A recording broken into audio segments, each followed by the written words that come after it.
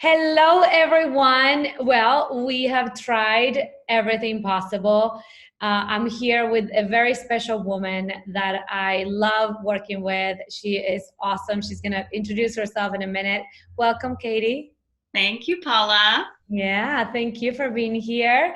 We were just talking behind the scenes because we tried to do a Facebook Live. It didn't work. We tried it twice. We tried it 3 times. What's the fine line between pushing and not giving up, right? And this is very much related to us women who are very strong-willed, I would say, who are used to doing and pushing and pushing. And so, we said, okay, if it works this time, it works this time. Because Katie and I, Katie learned, as I did in our journey here.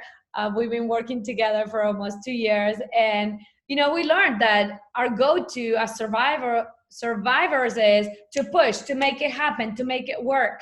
And it's so very telling. I feel like maybe this is the tone that we should talk about, because so much so it's so easy for us to get stuck in this, no, I'm gonna make it work. And another thing too is very easy to get stuck is in doing, because we feel like if we don't, then our whole world will collapse around us. But what we don't realize is how trapped we get. We get stuck there and we trap ourselves without even knowing. And there is a different way of living life.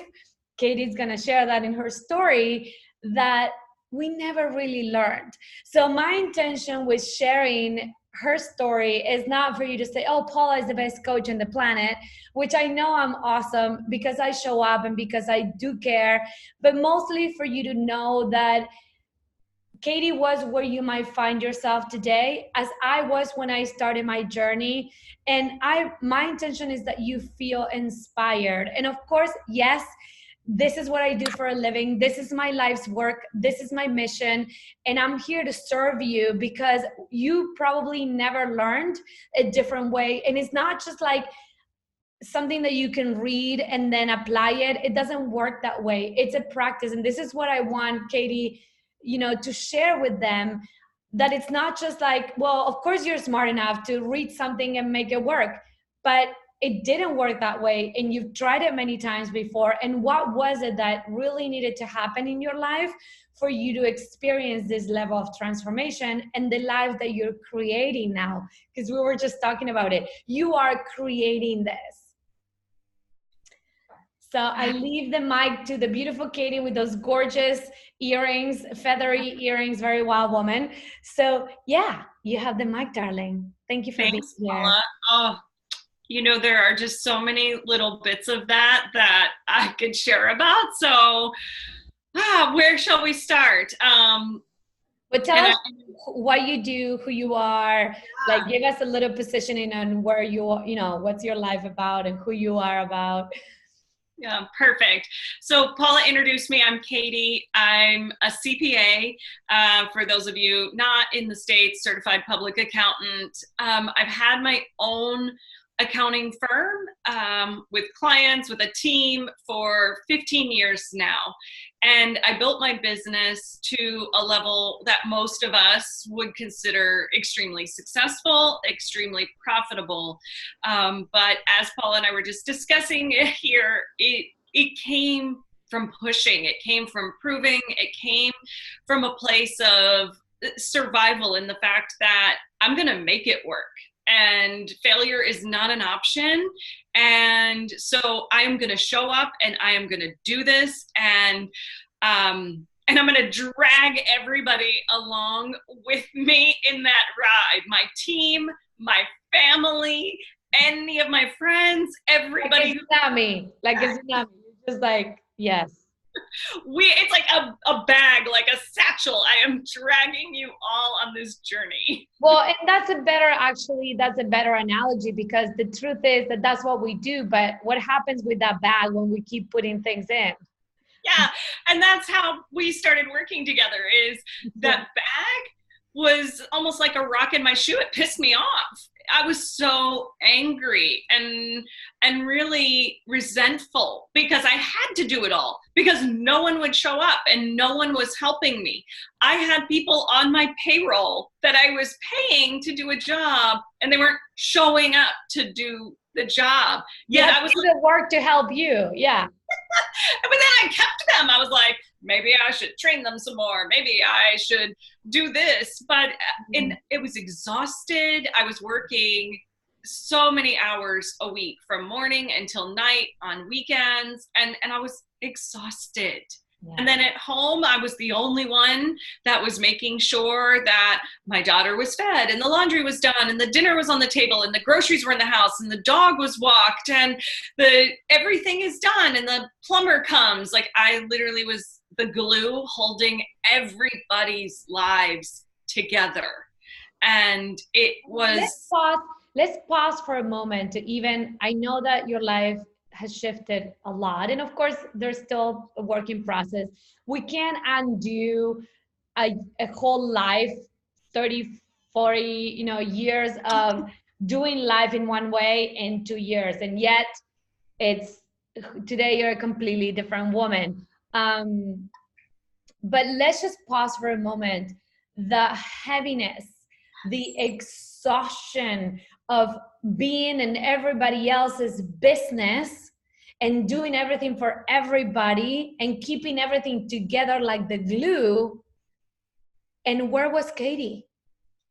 Yeah, and it was so heavy. It was so heavy. It was crushing my soul. I was surviving. I was so unhappy that I actually Googled how to know what you're passionate about.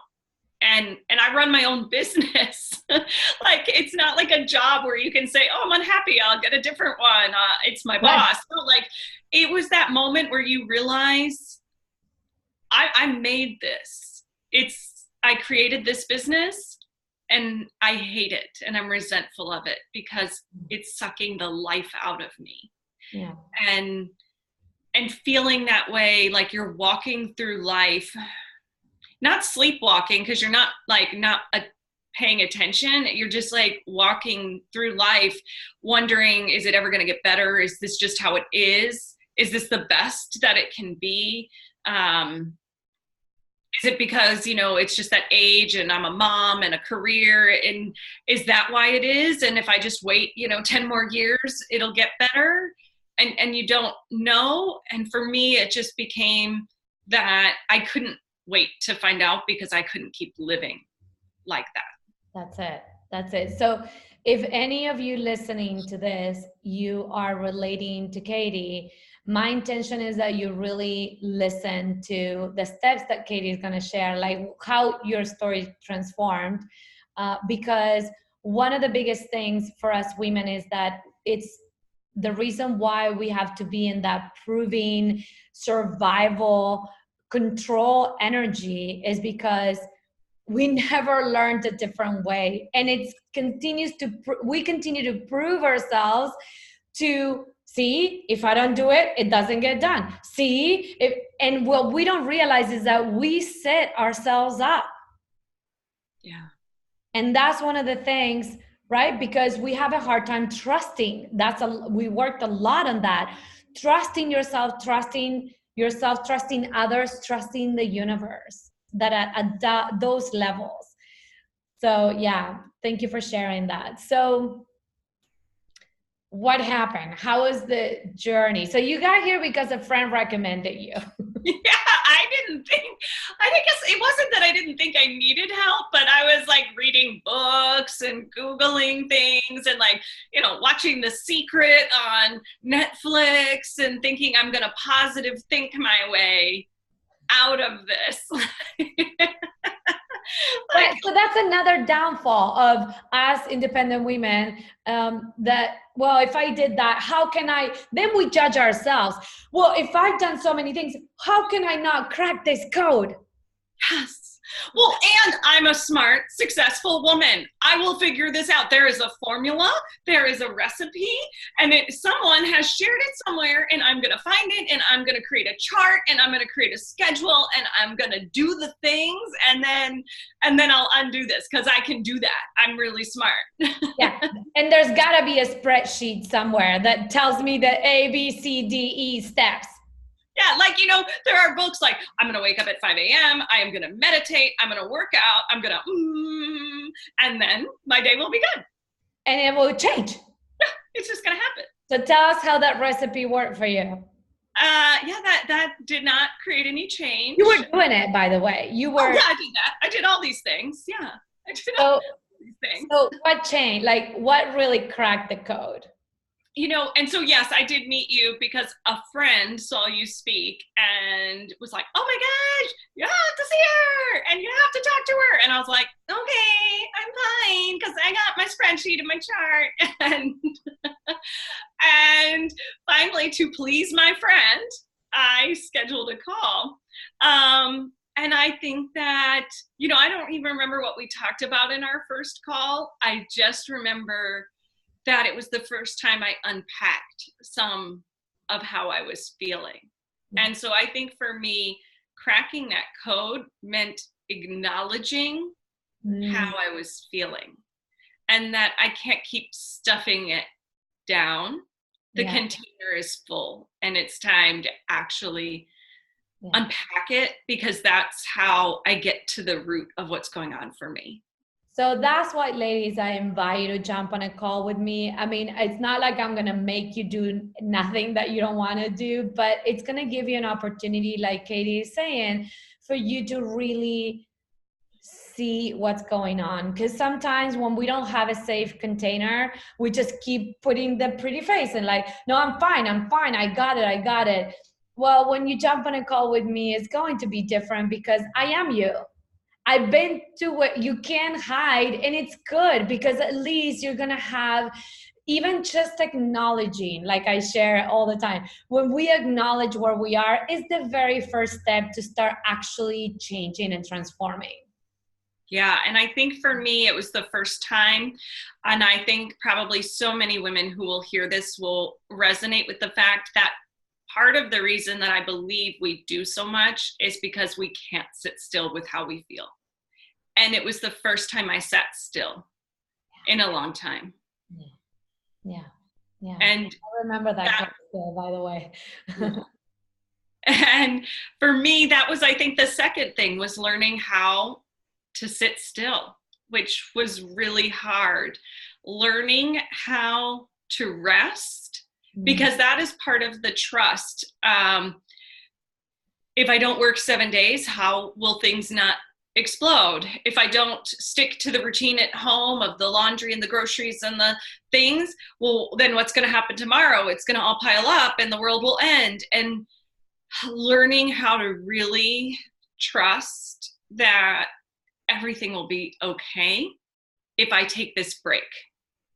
And I hear you talk, Katie, with this pausing way, like you have a way of pausing. I remember, like, if I go back to the call, like the way you were, well, but that's it, right? Like, and we can laugh about it today, because that was me too. Again, ladies, like, I just want you to know, like, this is the way it was for me too. That's why, when Katie and I were on the phone, I was like, I get it. I know.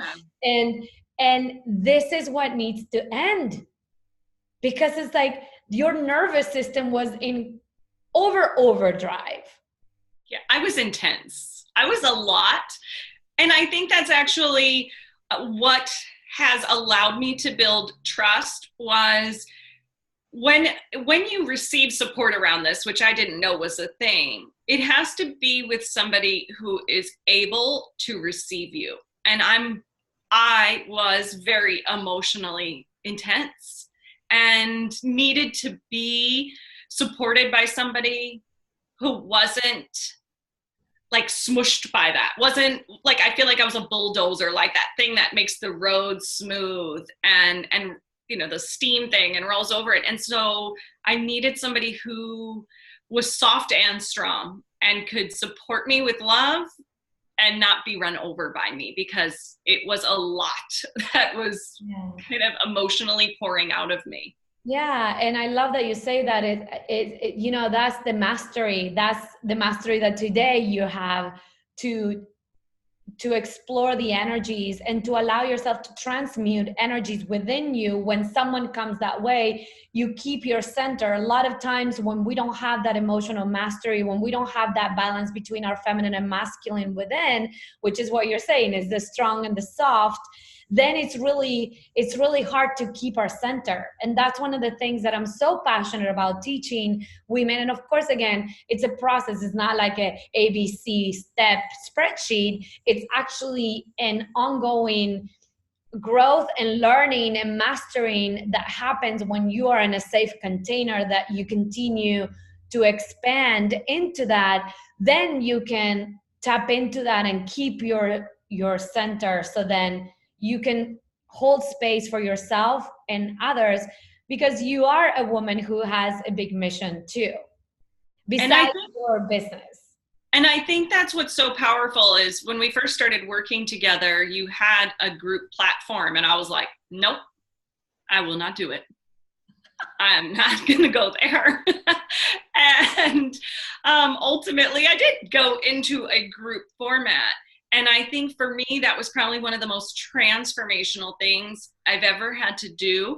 So for me, my hesitation with showing up in a group was fear that I'm too much, fear of how people will judge me, because again, I was very intense and I had no problem speaking up for like how I thought about things, what I felt, what I was experiencing.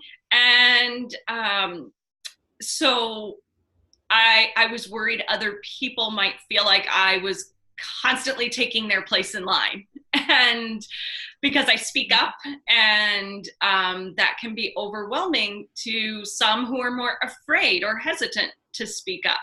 Yeah. And so again, I was taking responsibility for everybody else feeling comfortable, and I was worried about that. But the experience of being in a group, the experience of receiving support from everybody in the group just was really transformational for me, because it showed me that I can take up that space and I can share my emotions without scaring people away. I can also receive support from other people. And I think that that was another key building block after, you know, acknowledging my feelings, taking space to allow them to process and come up, was allowing myself to receive support. And that's why I was doing everything on my own, is because I didn't know how to let anybody help me.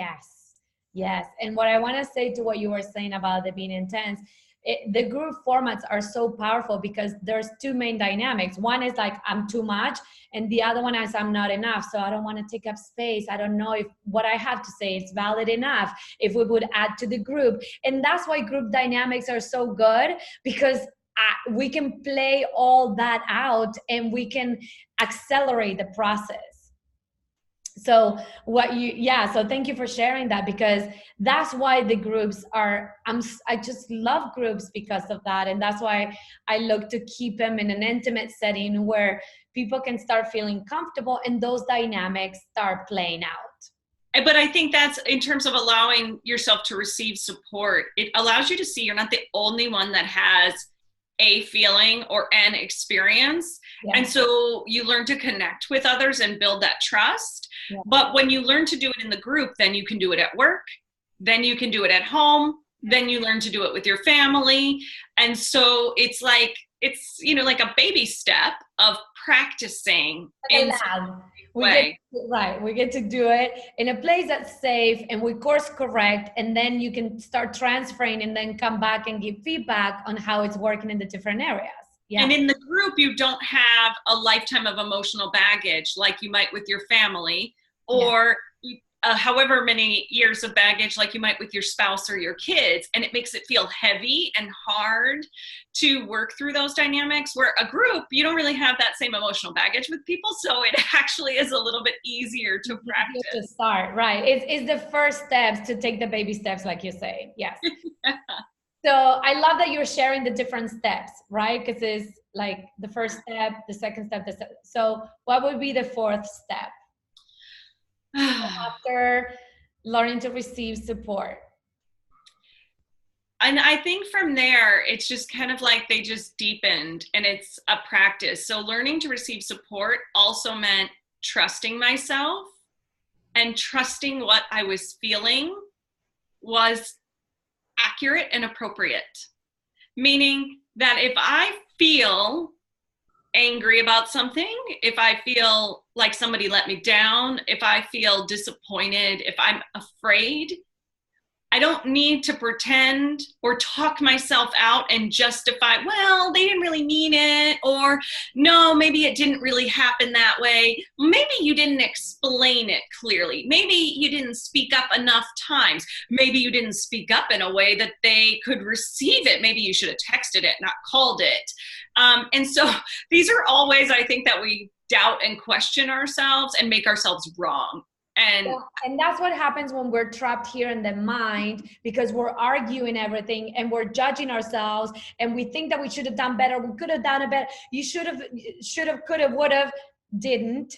And then we forget to actually tune in with the truth, which is connecting with our feelings. But if we don't feel safe to feel, we're gonna get stuck in the arguing stage and not fully connecting both, because we need both. There is an arguing, but if we're not tuned in first with how it feels and then evaluate, then we can't make anything out of it. And I think that's where, for me, it evolved, and the group dynamic was so powerful of like a practice playground. And then I feel like there's a time where I needed to then connect more individually, because it's kind of like when you go to your girlfriend and you say, well, what do you think? What do you think he meant? What do you think I should do? There's a time to stop surveying the world and instead only survey yourself and say, well, what do I think? And why do I think that? And how do I feel about this? And learn. So I think that step leads into then, once you trust that what you're feeling is appropriate and accurate, learning how to communicate that in a loving and compassionate way, and letting people know how you feel without defending or without being aggressive. Mm-hmm. So that's the part where we practice this a lot, into processing your own feelings and not throwing feelings at others just because they did you wrong. Well, perhaps they did, but perhaps if you want to build a relationship, blaming others is not the way, or accusing others is also not the way.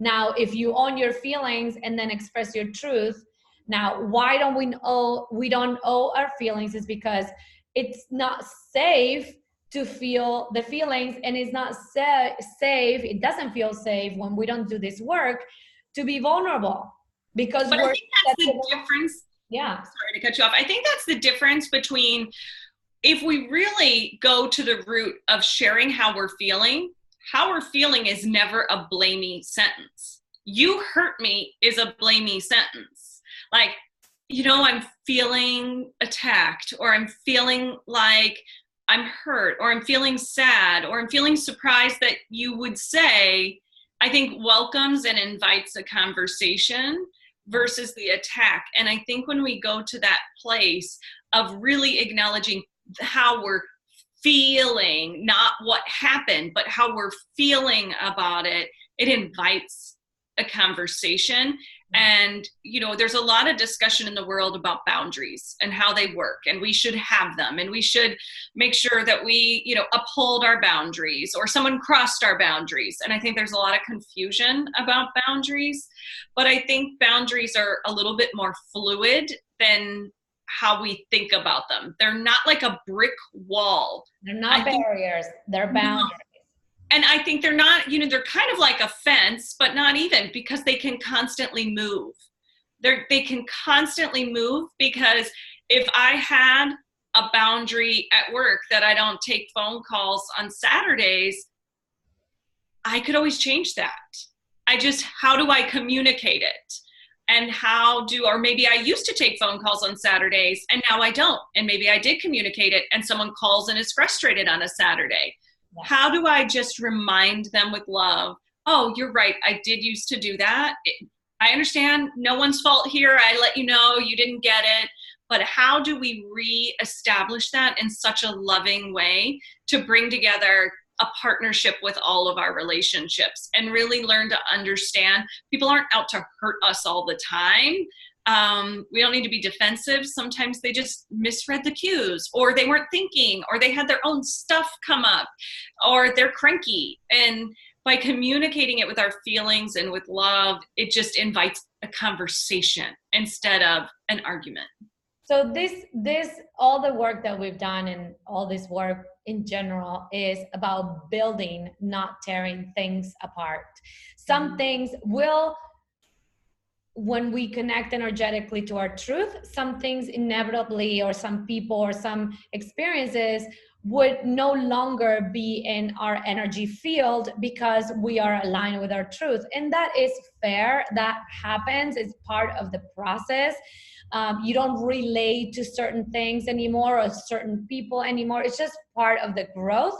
But the beauty that comes with it is the ease and the flow. So when you were saying people don't do things to us, we do that in one of the modules. They do things. They don't do things to us. And so learning to discern that is huge for everything. And so I feel like when you're talking about boundaries, I call it boundaries, but to me, the best word to describe that is agreements, because agreements can consistently be rewritten. And that is a beautiful, so just that's more of the feminine approach versus that we have to label it, put it in a jar, put it up in the shelf. It's more of a flexible ebb and flow. And I feel like that's what I mean by bringing the feminine into our lives. And I feel like I've actually been asked by people why we have worked together for 2 years. It's so long. Why are you guys working together still? And it's because, like, why haven't you gotten this yet? Are you slow? Yeah, you're right. What's wrong with you? But I think it's because, it takes a while to practice and to experience the level of nuance in situations and relationships. And for me, it took a while to throw out the rule book. I was somebody who would have written a rule book. Okay, this is how the world works. You do it this way and only this way. You wear this, you show up in this way. And I had rules for everything because I think growing up, you're a sponge. You're like, okay, that's how the work world works. That's how family world works. These are the dynamics in this place. This is what a good relationship, these are the rules. You call, you text, you show up. Like, I had all of the rules. It's so true. Yes. Yes. And to deconstruct them was really scary because you're like, okay, I now recognize the rules here aren't working for me. But there's a confusion over identifying when nobody has kind of been the trailblazer. You're like, well, what are the rules? Oh, I get to make them up. And we immediately like, whoa, I get to make them up. And then you're like, wait, I don't know how to do that. So that's where we go in. Yeah, that's where we explore.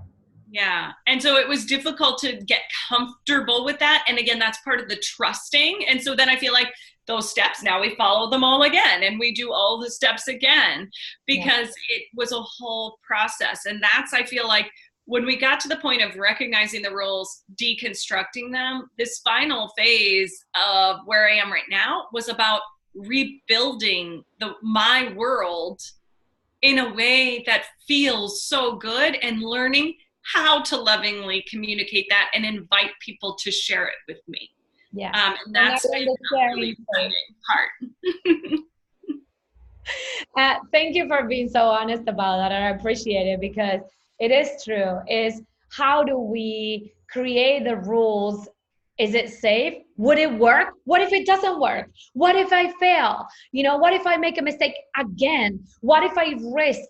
And life that's what building trust within ourselves and the universe and then everything around us is knowing and trusting that if we feel it in our in our truth, if we feel our wild woman and we connect with her, that's in the language of the archetypes, then of course it's going to work.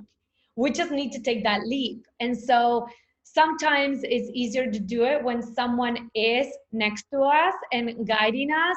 I mean, I still receive support myself. And this is the fun part of the wild woman is the wild woman knows that why would you do it alone? It's more fun doing it with somebody. It's faster and it's more effective, cost effective than trying to figure it out and wasting time trying to all the different ways when someone already has it laid out, when someone's already experienced it and it's looking at you and it's helping you. Why would you not? And that's the power of the feminine is collaboration versus trying to figure it out on your own. I think for me, it was both that part as well as sometimes we can't see ourselves as well. Like it's right in front of us and we're blinded. We don't see exactly what is in front of our face. And so someone else can be like, well, this is what I'm noticing. So getting support helps us see that. Yeah. But for me, also on this journey, connecting with my good girl was also just recognizing how much fun she does have collaborating and connecting with other people and really it just feels so nice. Yeah. And allowing myself to receive that, recognizing how much that fills me up, I think is also part of what makes it then so much more fun and enjoyable and feeling safe. Right, because when we don't feel safe, we isolate. We stay on our own, we keep everything in, we just share with a few people. It's almost as everything is calculated. It's not fun. It's not fun. No. Yeah. And it's not it feels free. lonely. Like you don't feel free to be spontaneous or to like adventurous. It's like everything has to be measured and calculated and blah, blah, blah. Like that's not what our lives can be as juicy. When I talk about having a juicy life means that you can just within a week decide to come to Argentina for 6-8 weeks. Why not? And exactly. And during our work together, that has come up so many times for me too. Like, retreat, Mexico? Sure. It's in like 5 days. Why not? Let's go do that. And I feel it. It's about feeling it and trusting that feeling. It's an inner knowing that when you feel it, you just know it's meant for you. And I feel like that has really been what has served as my compass in the months of putting decisions together and restructuring how I show up at work and how I work with my team and even where I work from and making changes in my relationships at home too has been about really connecting with how it feels and knowing what my needs are in terms of what's really going to help me feel most alive. And how to ask, which is so big for us women. We either ask from like that kind of, the word is not coming. Well, my favorite is, well, maybe, do you suppose, could I, if it's no trouble, what would you think? or that expecting like, well, you have to do it and blah, blah, blah, and guilting people into. Like at home, I think, well, I do all of this, so you could at least take care of that. And that I feel like is that like, I deserve it type energy and expecting. But it's not owned. It's deserve it. Like you feel like you deserve it because you earned it, but it's not owned. And so it comes out all weird. It doesn't come as a, like open state and allowing people to flow. It's more like help others help you, which then is double the energy. And it also doesn't feel good inside because you know that you had to do something for it. It just didn't come to you. And this came up a lot in my marriage. There was a lot of fear about having conversations about what I needed. We would talk about how my needs weren't being met, how I was feeling frustrated, how things had evolved, but still weren't where I needed them to be. And I would be really clear I needed to have a conversation, but wouldn't do it because I didn't know how to say it. And that has changed so dramatically because it's so much easier for me to recognize that when I love myself, I receive support because that is how I take care of myself. Yeah. And so if I need a break because I need to rest, whether that looks like doing nothing, watching TV, going to Starbucks by myself, it doesn't matter. I think I used to have to prove that whatever I was doing was more important than what I was asking for help with. Yes. Oh, that's huge. That's huge. And so for me, one of the Justify. Yes. So for me, one of the things I wanted help on is like sports practices. I shouldn't have to do the drop off, the pickup, all of the different aspects of it, and reaching an agreement. If I do all the driving and take my daughter to practice, I need my husband to bring her home. And it was very hard for me to receive help because during that time, I'm frequently reading, watching a movie, taking a nap, and it felt unfair, like, oh, I'm not doing my share.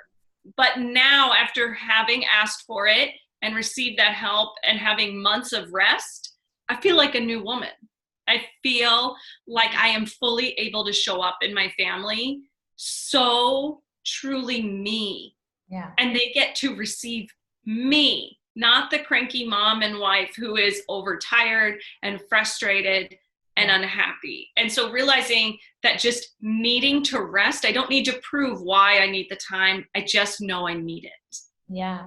And I love what you're saying because it's about learning to recalibrate how much we give in proportion to how much we receive.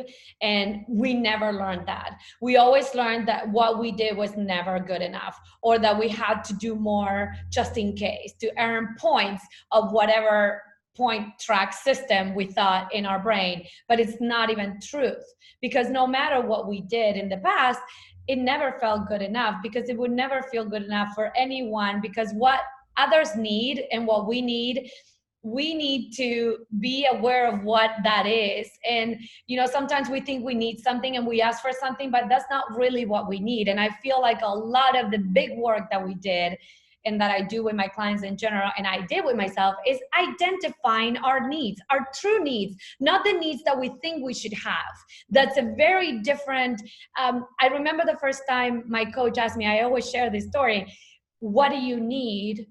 What do you want? I'm like completely clueless, because I knew what everybody else needed, but I had no idea what I needed. And so then what happens is that we are confused, and then we judge ourselves because we think that we should know, and now we're trapped in the judging ourselves, and we still don't know what we need, you know? So that is exactly how I felt. I remember asking you if you had a multiple choice menu that I could choose from, because you're like, what do you need? I don't know. I know what my daughter needs. I know what my husband needs. I know what my staff needs. I don't have any clue, because I've never thought about my own needs. Everybody else comes before me. So I don't even know. And it was fumbling of trying and guessing. And that's also what made the conversation hard with my husband, is because I took him on this journey, like all over the place. And I felt like I was jerking him around, because I was like, I think I need, and then that wasn't enough or wasn't it, and it didn't help. And then I was like, no, now I got it. This is what I need.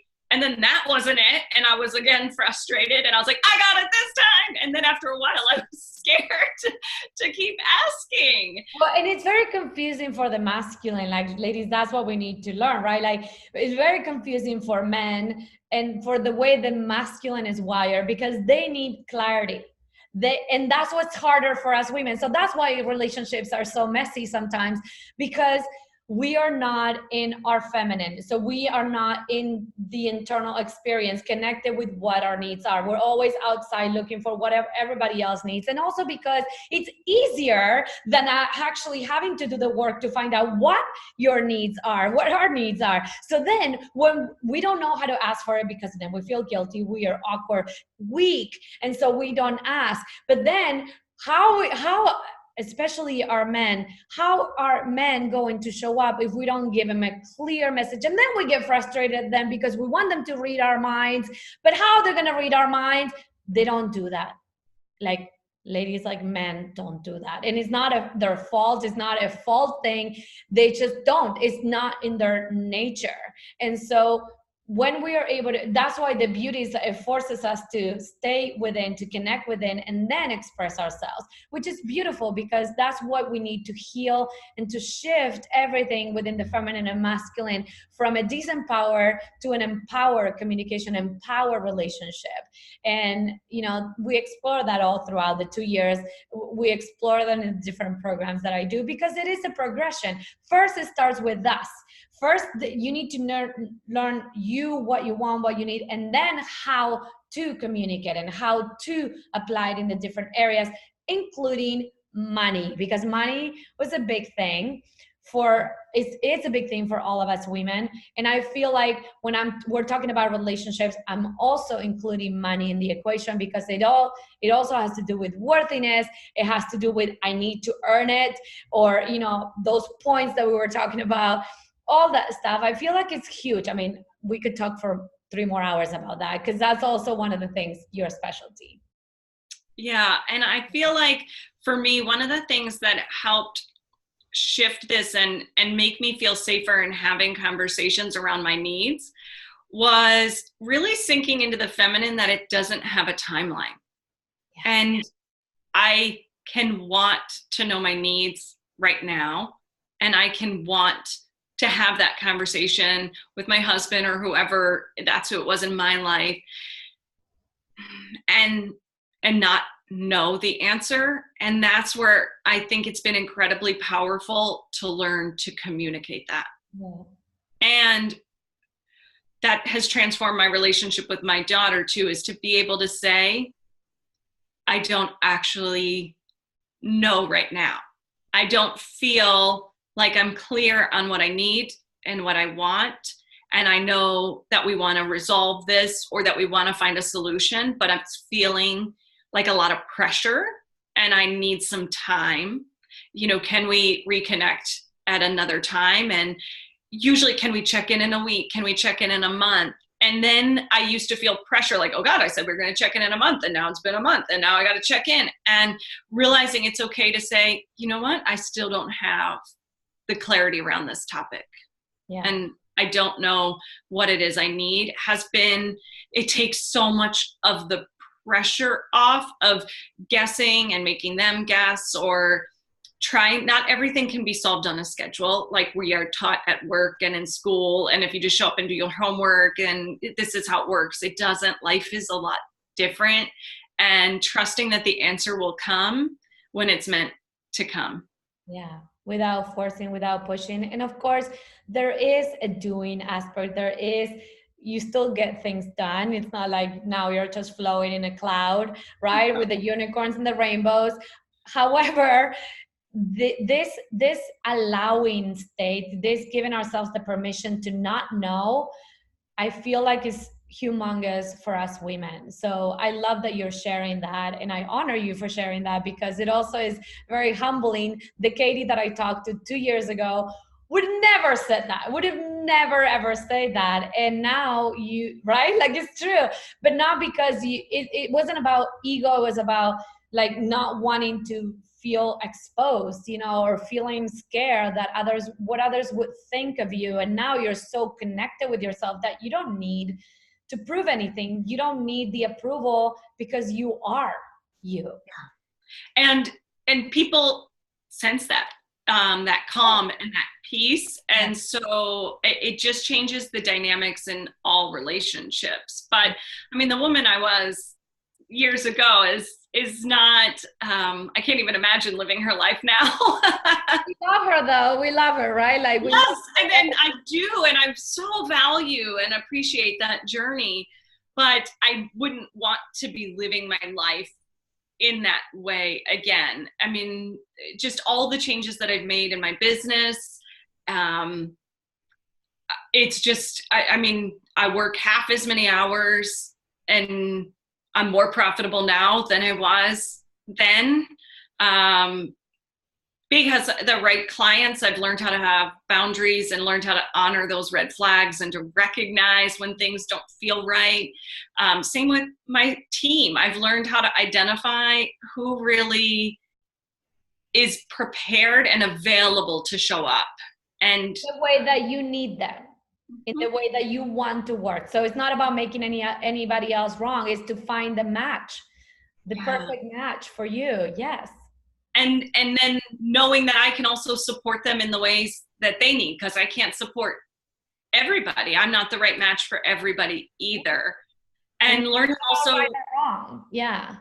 we're not all the right match for everybody, and learning how to communicate what I need from them. And if they don't deliver, knowing how to hold people accountable was really hard for me, and learning how to do so in such a loving way that is supportive of people, and how also to recognize when I've showed up enough and it's okay to release that relationship, and we're not meant to be on the same journey anymore.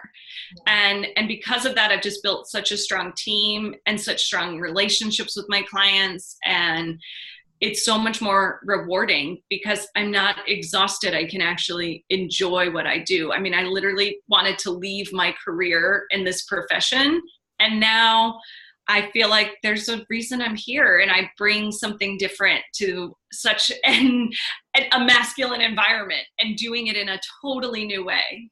Yeah, totally. And you know what? So when you're sharing that, I mean, there's something that women don't talk about. We either disconnect from our emotions because we just can't deal, but of course they're in the back of our minds and it's just taking up so much energetic space.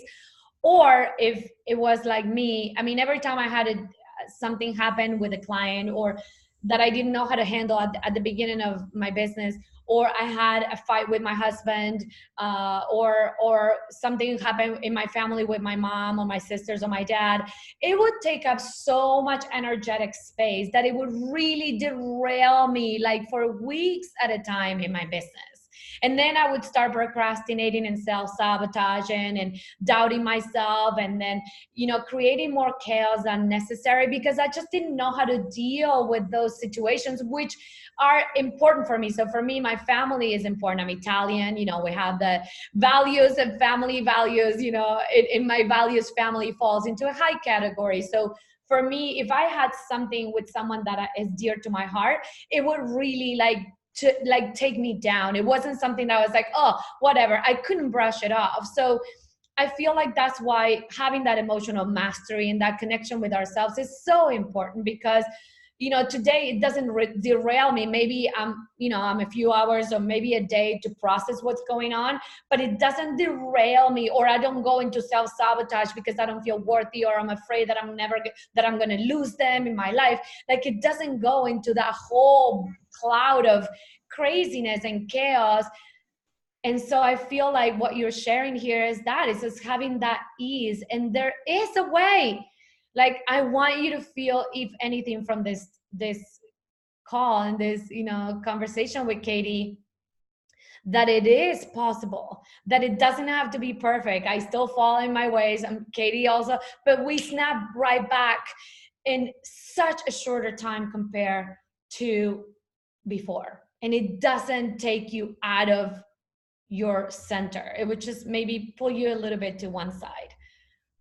I think that what I think of when you share that is, and there's so many situations where something happens, there's a conflict, someone is being aggressive, or they're, coming after you, whether it's, family, or whether it's a client or a coworker who is always making you look bad. I've had all of these things, clients that are frustrated, or a staff person or a family member. I think now I'm able to pause, and I'm able to think about, okay, I can feel my feelings about it. Like, I recently had a client conflict, and I can feel my feelings about it. But then once I feel like, all right, I know I did this, and I showed up in this way, and I've done all these things. Why are they mad at me? Why do they think I'm not doing things right for them? I'm also able then to pause and see them with compassion, that they're feeling insecure, they're feeling frustrated. Maybe they don't have the tools to communicate in a way like I do. And so how can I show up and ask them what they need and ask them what their experience is and get curious? And I feel like it immediately diffuses the situation. So for me, it's a combination of the energetic space it was taking up and the escalating things. Yeah. And so I was constantly, if someone barked at me, I was barking right back at them. And then it became this like volcano. And now it's like, okay, why would somebody be doing this? What's really looking to be seen here? Because they're reacting to something. They're frustrated, they're angry, they are feeling, they're having an experience. How can we uncover what it is and talk about that, not this explosion, and diffuse it? What I love to share, I love that you're sharing that. And I want to say something because this is very typical for our good girl. We feel like if we have, you know how we say that our internal experience is expressed in our external experience. And sometimes things happen in our lives. And I feel like the tendency is like, oh, it's my fault. I created it. I must have had that in my awareness. Like, I need to fix myself. And sometimes not. Like, sometimes people are going to have experiences around you. It doesn't mean that you have to take them in, or it doesn't mean that it's our fault, right? Because I really want to talk about that. I love that because sometimes just things happen and we get to choose. Are we going to participate in that? And it doesn't mean that you did anything wrong. And of course, all opportunities that happen within our lives, there are opportunities for growth, whether are directly within us or whether we can say no to that. And we can say, or we can use that opportunity to be compassionate and be in our heart instead of being in our head and push through or bark at somebody else, like you were saying. And so I love that just led me the way to just say this, because I feel like a lot of women, sometimes we take on so much. And it's not like the law of attraction, you attracted this because you are, no. Sometimes just things happen, and perhaps just that opportunity is just an opportunity for you to say, no, thank you. Or maybe, you know what, I'm going to show up with my heart today.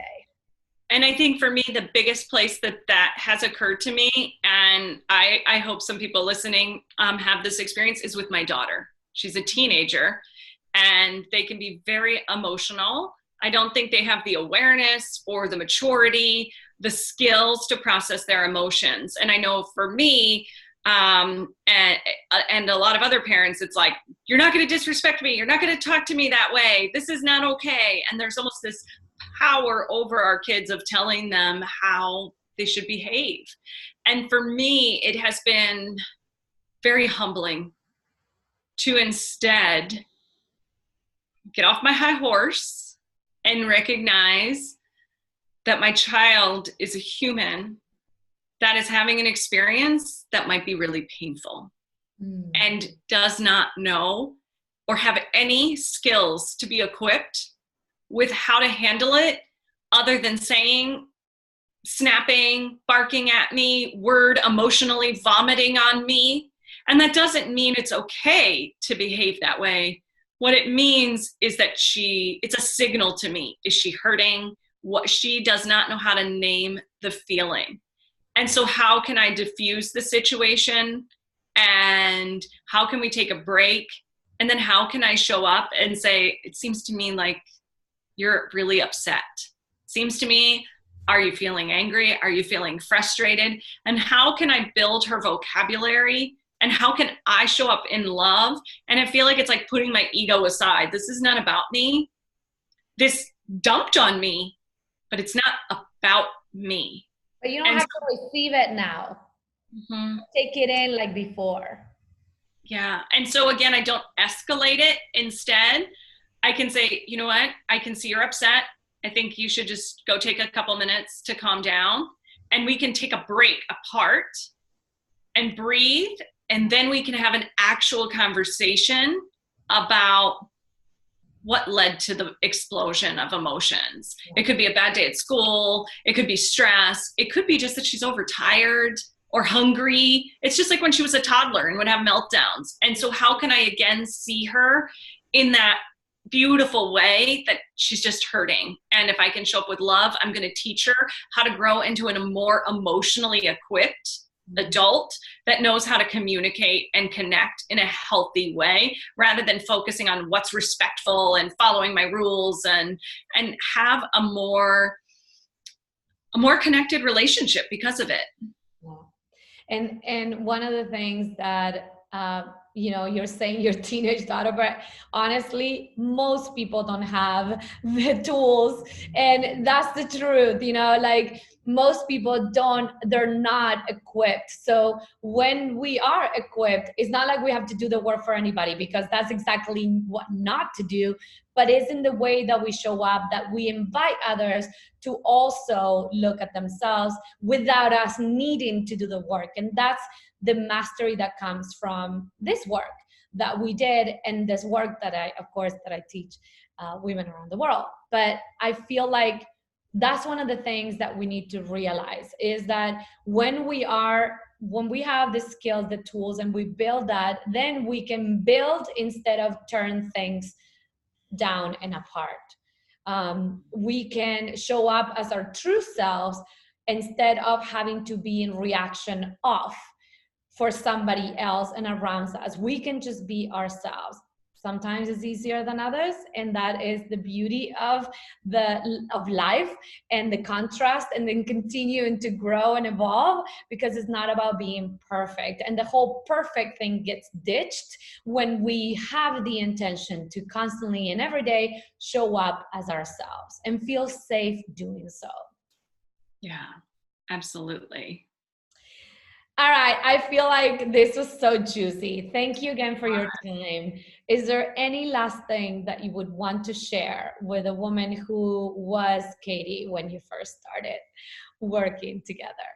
I'm going to share this just because I feel called to share it, but it doesn't feel relevant, but I'm going to trust there's a reason that it's in my mind. That when I first met you, I remember that during our first call, there was a discussion around the word power. And I really struggled, and I said, I just don't like it. I don't identify it. I think you asked, what does power mean to me? And I'm like, I don't know. I just have no feelings about the word. I have no opinion on the word whatsoever. I don't get why you're asking me. Yeah. And I think that over the journey, I've realized it's because I felt like power was a really toxic thing that we see modeled not just in our political environment of power and our justice system, but I see it in family dynamics as well, as I was mentioning with my daughter, of one having to be over the other, stronger than the other, more powerful. I think it causes so much conflict. And so I was actually just so disgusted with the word, I wouldn't even acknowledge it was a word.